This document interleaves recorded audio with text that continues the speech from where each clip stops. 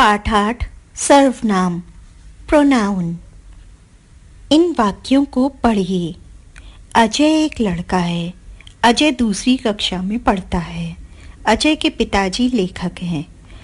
अजय की माताजी लेखिका हैं।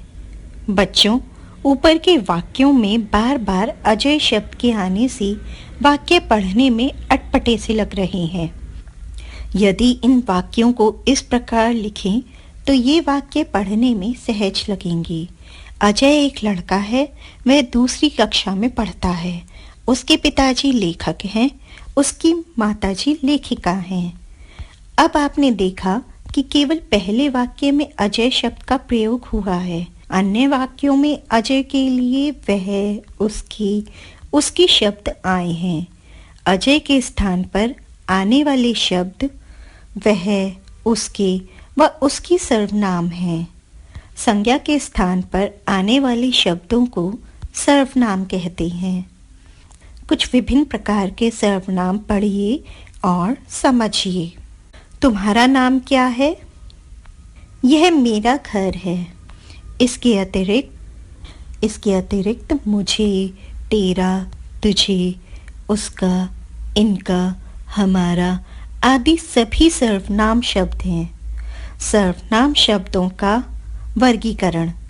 अपने लिए प्रयोग किए जाने वाले सर्वनाम मैं, मेरा, मेरे, मेरी, हम, हमारा, हमारे और हम लोग आदि।